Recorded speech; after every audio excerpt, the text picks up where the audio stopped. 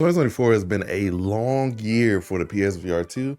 We've had a lot of new games come out, and honestly, I'm just happy to see all these great games come to the ecosystem that people thought was dead. Now, do I personally agree with PSVR2 being dead? No, never. But we have had a lot of great games come out, and I'm going to talk about my top 10 favorite PSVR2 games that I've enjoyed on the platform this year. Before we get into the video, VRrock.com is having a sale on prescription lenses for the PSVR2, 15% off if you use code MartydudeVR 15. I've used VRrock for years, it never let me down. They are cheap, affordable, and the main thing is you shouldn't have to pay more for something that you can't control like eyesight. But like I said before, use code MartydudeVR 15, get 15% off prescription lenses for your PSVR2. All right, our first game is personally my VR game of the year. We're talking about Metro Awakening for the PSVR2. Like I said, Metro Awakening is probably one of the coolest VR games to come out this year, and I played it on PSVR2 for a review, and I genuinely had some of the most fun I've had in a VR game in a long time. Metro is just next level when it comes to immersion, storytelling, and I cried at the end of the game. So the main gist of the story for the Metro game is you play as Serdar, and Serdar is a very popular character from the base Metro series, and you'll probably know who he is probably a few minutes into the game. But Serdar is a doctor, and you have to basically help him find medicine for his wife throughout the Moscow Metro. Now that is a lot easier than it sounds, because you get into some real psychological horror, and it's honestly probably my favorite Metro game. I can honestly say that. As somebody that's played Last Light, Redux, even Metro Exodus, even though Exodus isn't one of my favorite ones, Metro Awakening has to be my favorite Metro game out of the series. I feel like in terms of just connecting with the MC and just the world and just being immersed in a Metro game, Metro Awakening is top tier, and especially with the OLED and the haptics and everything the PSVR2 offers, an amazing experience. Our second game is Arizona Sunshine Remake. It is one of the best zombie VR games that came out this year, and is honestly an amazing experience. Personally, and I think a lot of people will agree, I like Arizona Sunshine Remake more than Arizona Sunshine 2. Now, this game is a classic VR zombie game. If you haven't played it yet, like go play it like now, because it's honestly amazing. And the remake adds so much more stuff than the original had. So you get better weapons handling, better just weapons in general. You also get better physics in terms of melee combat, which is S tier and probably some of the most satisfying melee combat I've come across in a VR game. And by VR game, I mean a VR zombie game. So I'll make sure that's clear. People will be like, what about Blade and Sorcery? I love Blade and Sorcery, don't get me wrong. But in terms of VR zombies, I feel like Arizona Sunshine just has the most satisfying VR melee combat. And what's also dope is that they remastered the DLC from the original game. So if you're looking to play the whole of Arizona Sunshine 1, this is your time to do it. The game runs really good on the PSVR 2. Personally, I didn't have any issues, and the Vertigo Games really dropped 2 bangers this year back to back. So if you're looking for just great zombie slaying fun, look no further than the Arizona Sunshine Remake on the PSVR 2. And before we get into our third game, I do want to say that if you want reviews for the first 2 games, make sure you check out my channel. I did do 4 reviews of both of those games if you want more details. Our third game is Legendary Tales. This is really one of the biggest PSVR 2 games that came out this year. So this is an older game that got ported over to PSVR 2, got a big update, and is honestly great looking on PSVR 2. So personally, I never got around to playing it, but from everybody that I know that has played it, have a great time. This is a RPG, it's an action RPG that is a dungeon crawler with physics-based combat. So if you're looking for something that's close to Blade and Sorcery or Hellsplit Arena, this is the closest you're gonna get. I've seen a lot of funny clips from this game, and honestly, it does look like a great game to play. And next year, when I do get the VR Treadmill working with, the PSVR 2, I do plan on playing this game. I saved this game for that. We're playing next year on a VR Treadmill, so I can't wait to hop into it. And the reason I added it to this list over some other games, because the moment was just so big. Like, a lot of people got put back on the PSVR 2s just to play this game. So Legendary Tales had to go on my list, even though I didn't play it. But if you're looking for something even reminiscent of Blade and Sorcery on the PSVR 2 platform, Legendary Tales is the way to go. It's a little on the expensive side. It's still like $60, which I was like, I don't know, but people did enjoy it, so go try it. Our fourth game is Still. This is one of the most underrated VR games that came out this year, and I hate the way the community received it, because we're all looking for platformers. They give us a platformer, and I feel like nobody seemed to talk about it as much as they should have. So this game is essentially Super Mario 3D World, but put it in VR, give it Gorilla Tag type movement and stilts to bounce around with. This game is amazing. There's plenty of levels to play, there's online, and I wish they would have marketed this game more to the PSVR2 crowd, because I feel like a lot of you guys would have loved this game. Even for a general VR, because as you guys know, I'm a PC VR, I play Quest, I play PSVR2. This is one of my top 10 general VR games of this year. So if you're looking for a fun platformer that is honestly unmatched by a lot of platformers in VR, stilt is the way to go. You even get power-ups for the stilts, turning them into like fans and stuff like that. And the level design is nice. And honestly, the game is a pretty good workout. So if you're looking for a decent workout with a platformer, play stilt. The fifth game on our list is KatVR. So I talked to the developer of this game and he is really cool. I personally think that this is probably top 5 most beautiful games on the PSVR2. So you got like Red Matter and a few other games, but KatVR is essentially Minecraft, but turn on the RTX and put the graphics on insane. Cube is a older VR game that got ported over to PSVR2 that's been in development for years, and the developer is always adding more things to it. You can craft, there's actual physics for chopping up logs. It's probably one of the coolest things I've seen in VR.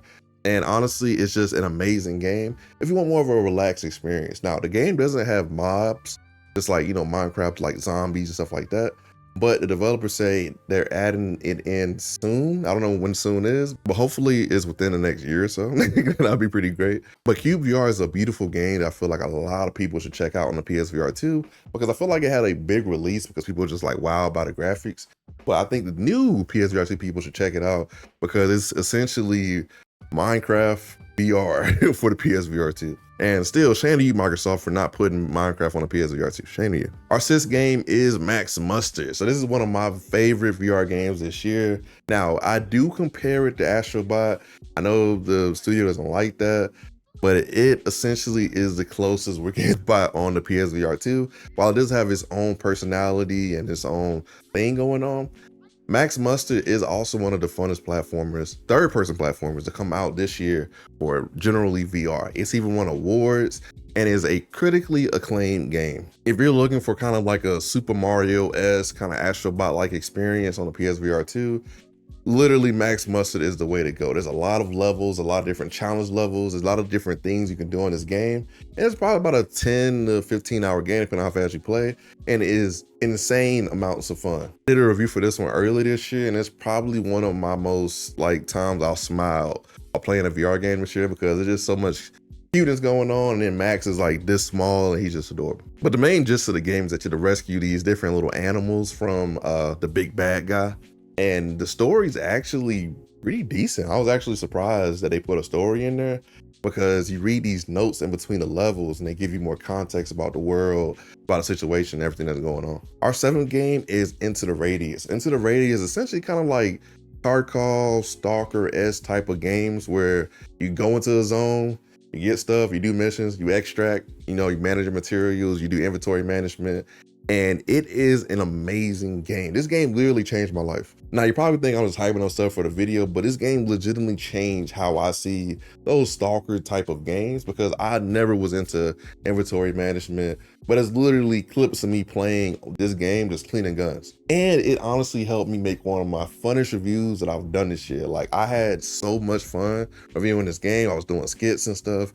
It was genuinely a great time and just a really fun experience. The main gist of Into the Radius is that you go into, well, the radius. You go into the Protube exclusion zone and you have to pretty much figure out what's going on there. And the story is really sad. You figure out what happened in the radius, you figure out who did it or what did it. And you got to fight these things called anomalies. The anomalies can range from these kind of like tiny tentacle creatures to eldritch monstrosities and a lot of different weird stuff. You find a lot of different guns in the radius, and the gun handling is S tier. I love the gun handling. I love the gun cleaning. I love the different amount of weapons you can get. from going into the zone or even just upgrading at your base. And I also appreciate this game because it was one of the cleanest PSVR2 releases with next to no bugs. I encountered no issues when I played this game originally on the PSVR2. And I have to say, at nighttime, the OLED with the OLED at nighttime, oh man, I enjoyed it so much. So if you're looking for a Stalker-esque experience, just new to PSVR2 and haven't tried, something like that, Into the Radius is definitely one of those games you want to try, because I think you can get it on sale right now for Black Friday. Moving on to our 8th game, Compound VR. This game, underrated. This game is so underrated. It's a roguelike, kind of retro style game where you have to go through these different levels and fight enemies. So at the end of all the levels, there's a boss fight every time. And this has probably one of the most unique VR art styles that I've ever seen. Personally, I love the art style of this game, and I feel like it's really just underrated in the VR scene. I feel like people respect it for what it is, but this game is genuinely one of my favorite VR games of all time. I'm happy that people on PSVR2 platform can finally play it. And what's also cool and really makes the game different is that there's different mutations you can do for different play styles. So you want to play more fun on like an old school boomer shooter, you can do that. You want to play more hardcore, you can also do that. And there's a bunch of different guns in the games, from pistols to rifles, grenade launchers, rockets, literally everything, laser weapons. Whatever you can think of is probably in the game, and there's different varieties and forms of those different type of weapons to also play with. I genuinely think Compound VR is one of the best VR games of all time, and I can't wait, and I really do hope that the developers make a Compound 2. We need that. We need a Compound 2. I hope you watch this video. So yeah, like I said, if you're looking for more of a retro style, just even roguelike, kind of boomerish shooter that kind of just pays homage to those old games, go no further than Compound VR. Our 9th PSVR2 game that I enjoyed just so much this year is Madison VR. So, and by enjoy, I mean, I didn't finish this game because I'm never going to finish this game because it's genuinely too scary. This is one of the scariest VR games I played ever. I played a few hours of it, never going back. If you want a terrifying experience that I feel like only a true psychopath could complete, or just somebody who's devoid of all emotion, go ahead and play Madison VR. I can't do it. And I know what you're thinking. You're probably like, Marty, what if we pay you to do it? No, I'm not doing it. You can pay. You can pay me. No, don't get me wrong. You can pay me, but I'm not doing it. There's few games that I played that have such an atmosphere and just a presence that's just oppressive. Like this is, and I'm really lost for words. I'm genuinely lost for words right now. This is a terrifying game. And I wish I could describe to you perfectly why it's terrifying, but it's just dark, gritty, jump scares, nasty. The sound design, yikes. A lot going on. If you're a person who loves VR horror games and you haven't played Madison VR, you're doing yourself a disservice. Go get it on PSVR2 right now. And before we get into our 10th game, I do have to announce that I am partnered with KatVR. So KatVR is the maker of the Katwalk omnidirectional VR treadmill, and it is coming to the PSVR2 next year. So I'm currently using the VR treadmill to lose weight, lose his gut, get a little ripped and stuff like that. So definitely check out those streams Tuesday and Thursday. And if you want a VR treadmill, hit the link below in the description to get you a VR treadmill because they are really nice. If you're one of my bros that's on PSVR2 on PC, you definitely might want to get one, man. Ever since I got one, I have not played VR regularly in probably like a month. Walking around your favorite VR games is just a totally different experience and just really immersive. So if you're looking for more immersion in VR, for honestly the best price you're ever going to get a VR treadmill, go to KatVR, use code MartydudeVR for $130 off, and check out their Black Friday deals. And if you're watching this after Black Friday, they also have Christmas deals. All right, moving on to our 10th game. Our 10th and our last game that I feel like was underrated on the PSVR2 and was one of my favorite games I reviewed this year. Paint the Town Red VR. So we've all seen this game being played on YouTube years ago, and we never thought we would see it in VR. And we finally got to see it in VR. It is everything I imagined it would be. So I feel like a lot of other content creators kind of overjudge this game. It literally gives us the exact same stuff that the base game gives us flat. So they actually have a few different modes. They have a roguelike mode, an adventure mode, the survival mode, and then I think there's a challenge mode. So there's 4 different modes you can enjoy in this game. Personally, my favorite was the roguelike mode because there's some real creepy stuff you can fight in there. And I also enjoyed the challenge mode because you can play different maps. You can do a arena type situation where you fight different styles of fights. So some fights maybe you have to fight with your hands only, or some you have to use a knife or a stick, and then some you have to be really smart how you attack different enemies. It's a really good time. I feel like a lot of people on PSVR2 kind of missed it because of the bad reviews. So if you're looking for a genuinely fun, kind of brutal time in VR that's kind of voxelized, Paint the Town Red VR is one of the best VR games that came out this year for the PSVR2. And it came out actually polished with no issues, and I feel like people just kind of overjudged it.